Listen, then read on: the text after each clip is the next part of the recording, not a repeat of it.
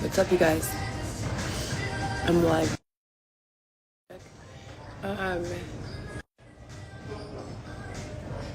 Yeah.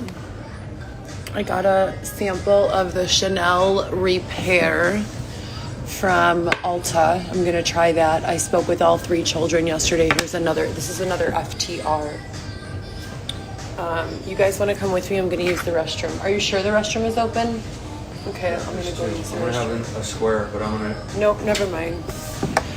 So anyways, Xavier, who doesn't smoke, all of a sudden decided to take up smoking now. So that's happening. Awful. I'm gonna have to run away from him at some point if I want to save my own life. Anyways, I cannot stress to you how amazing it was to speak with all 3 of my children yesterday. It was phenomenal. I also can't stress to you how awful it is to feel as though I might have to go another 40. At least with the youngest. I used to, or mostly speak with the big kids every day. I'm documenting the changes because, as you guys know, and all of this is found still on the one Heather GEE account. Pardon my hat hair. But if you guys go back to the number one Heather GEE account, you can see on there that I've been documenting all of the changes in actual visitation. So legally, I have primary joint custody with their fathers. But the first 2 years of all of this drama, I was driving over there almost on a daily basis because they've lived with me their entire lives prior to January of 2020. So from January of 2020 through January of about 2022, I had a car.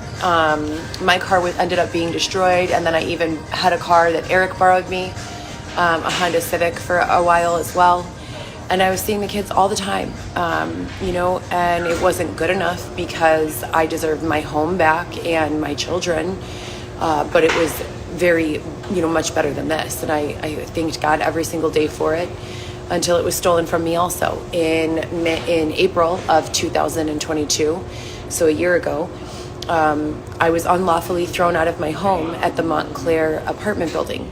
So 3 fake officers batter-rammed my door down with a huge metal pole and threw me out into the street with my rental receipts and lease in hand that I still have to this day locked in storage. And also, I've published photos of it and videos of the proof here and on my other Instas and other Twitters and Facebooks and all of that, YouTube. So all the proof is there. But that's when I started experiencing the issues with communication with my family. So prior to that, was always in communication with my children, seeing them regularly, even if it was just to drop them off food or hygiene products and then, go to work or whatever I was doing. Regular and increasing contact.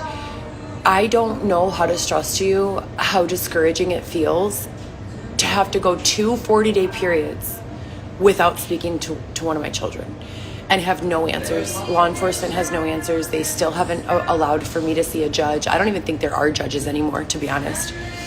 And it's wrong. So yesterday I was able to speak to all 3, thank God. Today, Xavier and I are planning what we're gonna do next. My son had a birthday a week or 2 ago, 2 weeks actually ago, and I wasn't able to drop him off his gift, so I'm gonna walk over there, literally about 4 hours of walking to maybe 6 hours to drop him off his gift. But I don't care because I've applied to a million jobs and no one has called me back. And that's just the jobs online that I've been applying to. It's just awful. I have a college education, I'm intelligent, I'm articulate, I'm kind, I'm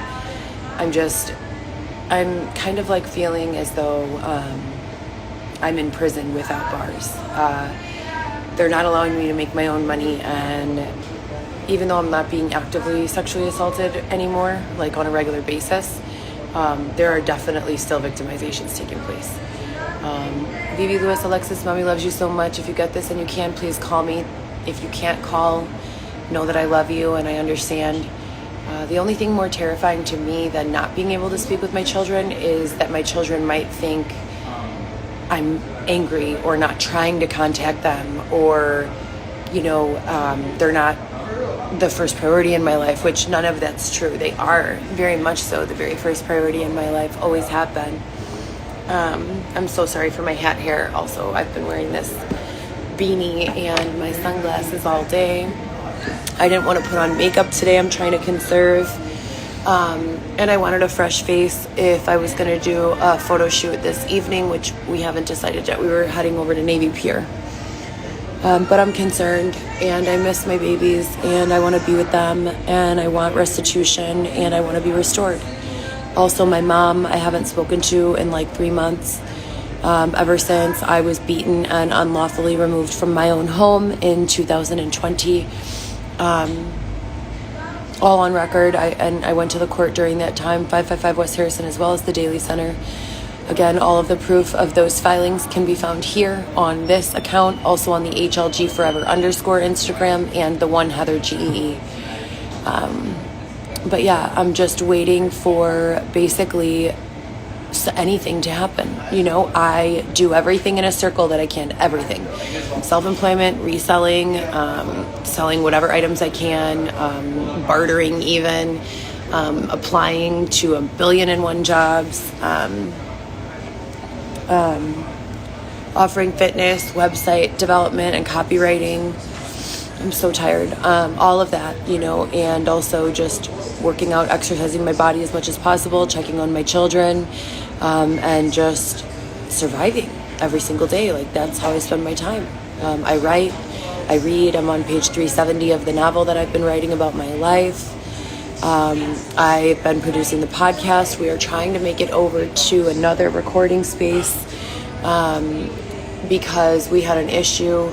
We had worked out something with regards to filming, and we were told by numerous people that we had authorization to be using a conference room at Citizen M.